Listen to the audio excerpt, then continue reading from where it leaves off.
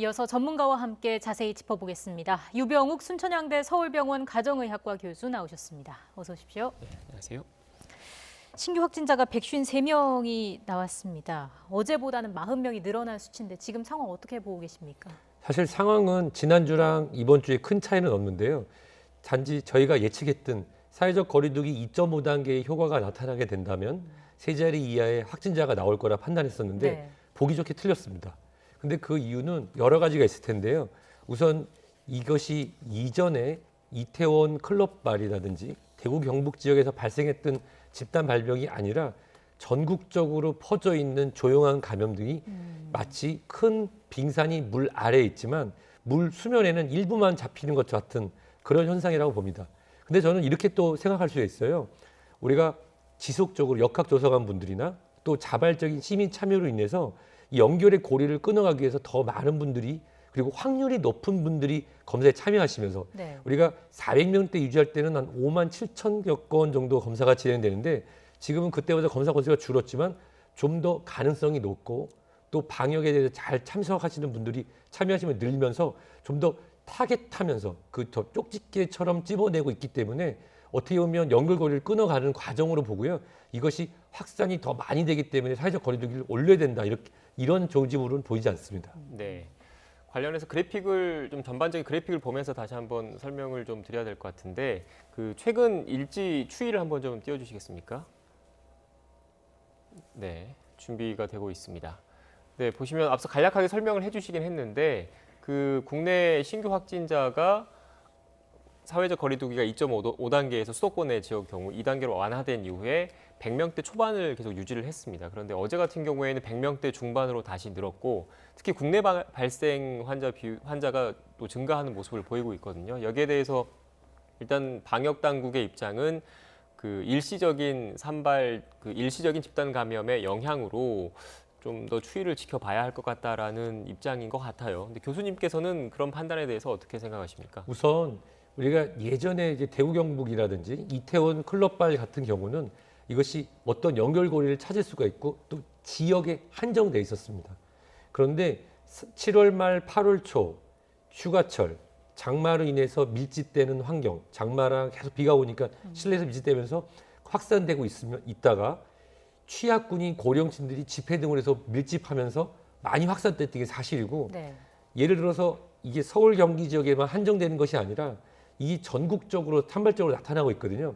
이게 마치 파도가 칠 때 너울 파도라고 하죠. 오르락내리락 하지만 그 배가 느끼는 큰 배 같은 경우는 그 파도 치는 걸 못 느낍니다. 마치 지금 현재 이 작은 파도가 치는 것이 아니라 큰 파도가 치지만 우리가 워낙 많은 인구가 노출되고 있는 상황이라면 잘 느끼지 못하죠. 사실 그렇지만 우리가 임팩트 있게 한번 쿵 치는 이런 효과가 나타났지. 예를 들어서 휴가 또는 대규모 집회, 밀집 환경 이런 게 있으면 우리가 표면적으로 알 수가 있지만 실질적으로 100명에서 200명대로 오르락내리락 하는 거는 그렇게 큰 현상은 아니고요. 아까 말씀드린 것처럼 예전보다 지금 더 확률이 높은 지역을 위주로 방역 당국과 역학조사관 분들이 더 열심히 찾기 때문에 어떻게 보면 마치 우리가 감자를 캘 때 이렇게 고리가 나오듯이 네. 연결고리를 찾아가는 거죠.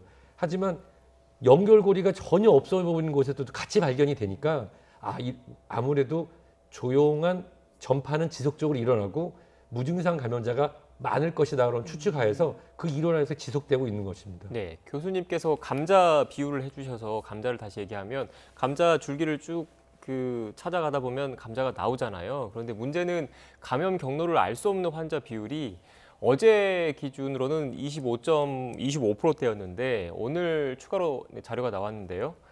네, 26.4%에 달합니다. 감자로 놓고 본다면 줄기가 그 줄기를 따라서 감자가 나와야 되는데 줄기가 끊어져 버린 거예요. 그래서 감자가 어디에 있는지를 모르는 상황. 이런 상황은 우려스러운 대목이지 않습니까? 제가 이걸 감자 얘기를 환자분한테 설명을 할 때 썼더니 금방 이해하시더라고요. 이 농부께서 이 감자를 이제 잘라서 심잖아요. 네. 근데 자기가 저쪽에 심었는지 조차를 까먹은 거예요. 왜냐? 싹이 나지 않아서 저기는 감자가 없을 거라 생각했는데 우연히 여기 캡에다가 저기 내가 떴었나? 이렇게 했더니 또 감자가 나와요.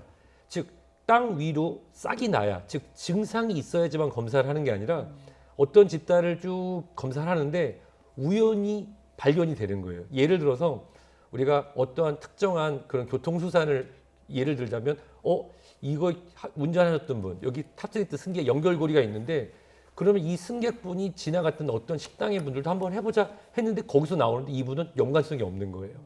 즉 이 얘기는 무슨 얘기냐면 코로나19에 관련돼서 최근에 항체 검사도 진행을 했었지만 그 항체 검사는 8월 14일 전국적 확산 이전했기 때문에 큰 의미 있는 데이터는 아니어서 연말까지 다시 한다고 해서 알아보고 있습니다. 이 얘기는 현재 우리가 지금 10명이 모여 있으면 저희가 농담으로 10명이 모여 있으면 최소 1명은 감염돼 있고 1명은 무증상자고 1명은 낫고 지나가는데 항체가 없을 수도 있다라고 우리가 생각을 하거든요. 그렇기 때문에 아까 감자의 비유처럼 열심히 감자를 캐는 것처럼 방역당은 열심히 하시기 때문에 어제 오늘에 우리가 확진자를 더 많이 알게 돼서 저는 다행이라고 생각합니다. 그렇지만 이런 전혀 다른 곳에서 저게 내가 씨를 뿌렸는지도 모르는 곳에서 갑자기 나오는 거는 우리가 방역 쪽에서 선제적으로 검사를 진행하는 집단 또는 자발적으로 증상을 보이는 분들을 통해서 또 다른 그런 영역을 찾고 있는 건데 이런 부분은 어떻게 보면 코로나19의 특성상 피할 수 없는 것이라고 말씀드릴 수 있습니다. 예, 실제로 서울시가 이 조용한 전파에 대해서 선제적으로 대응하기 위해 지난 6월부터 일반 시민을 대상으로 선제 검사를 실시했잖아요. 이제 3개월 만에 처음으로 첫 양성 판정이 나왔습니다. 지금 그래픽에도 나가고 있습니다만은 검사를 총 8,500여 명이 받았는데 이 중에 첫 번째 확진자가 나온 거죠. 네, 근데 이 내용에 대해서 예. 저도 서울에 살지만 서울시 시민분들이 이 내용을 자세히 아는 분이 몇 분이나 계실까요?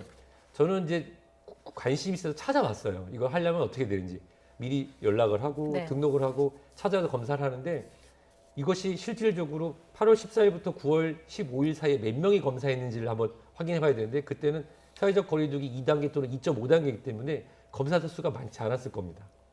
그럼 그 이전에 확산세가 많지 않았을 때는 그래 나도 한번 검사 한번 해볼까? 무료로 할 수 있다고 하는데 이 검사하는데 비용이 드나 하는데 이거는 무료고 굉장히 좋은 방법이네. 그래서 했지만 우리 1,200만의 이 수도권 국민 중에 지금 8,544명이 검사했다면 거의 검사받은 분이 안 계신 거죠.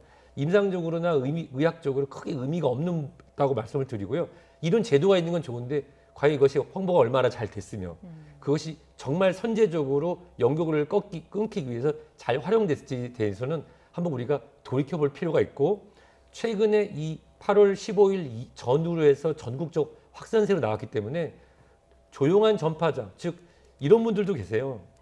나는 이제 해외에 근무하러 나가시는 이제 산업 여군이시면 코로나 검사를 받고 나는 음성자입니다를 보고서를 내야지만 비행기 타고 이제 상대 국가에 입국할 수 있는데 그런 분들 아무런 증상이 없죠. 검사를 왔다가 발견되는 경우도 있습니다. 예. 그렇기 때문에 이 양성에 대한 의미보다는 여기서 우리가 알 수 있는 거는 전국적인 확산이고 조용한 감염이 많기 때문에 전혀 증상이 없고 아무런 것이 없는데도 양성자가 나올 수 있는 상황이다. 그 정도만 이해하시면 좋을 것 같습니다. 네. 서울시가 일반 시민을 상대로 선제 검사를 했는데 일단 홍보의 문제 그리고 지금 최근 들어서 지난달부터 서울 지역의 확산세가 컸는데 그 이후에 그 해당 기간에 검사를 받으신 분이 얼마나 될지가 조금 확인을 해봐야 된다 이런 말씀이셨던 것 같고 덧붙여서 만약에 전국적으로 중앙정부 차원과 별개로 서울시에서 지금 보통 여론조사 할 때 그 연령별, 성별 이런 비율을 따져서 모집단 표본을 그 추출을 하잖아요. 근데 서울시가 1,000만 명 인구라고 한다면 강남구, 마포구 각 지역별로 인구가 있을 거고 성별이 있을 테니까 이 비율을 뽑아서 그 어느 정도 표본을 정해서 그러니까 자발적인 게 아니라 서울시 차원, 중앙정부 차원 이렇게 검사를 선제적으로 할 필요는 없는 겁니까? 이웃나라 중국에서 그렇게 진행을 했었죠. 그런데 그것이 자율적이었는지는 잘 모르겠으나 일단 검사를 해서 그런 항체 검사를 진행을 했습니다. 여기는 과학적인 두 가지 문제가 있는 게 현재까지 우리가 항체라고 하는 것이 앓고 지나가신 분이 항체를 갖고 있는데 그 항체가 중화항체, 즉 바이러스가 다음에 들어올 때 무력화시킬 수 있는 마치 우리가 홍역을 앓거나 홍역 예방 접종하면 다시 걸리지 않는 그러한 상태인지 아닌지를 아직 확인이 안 돼 있고요.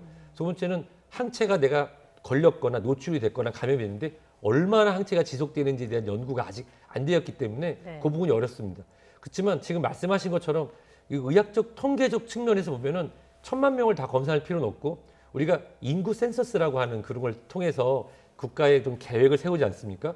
그것처럼 각 지역별 연령별로 해서 우리가 여론조사를 통해서 선거의 그 방향을 예측하듯이 충분히 가능한 부분이 있습니다.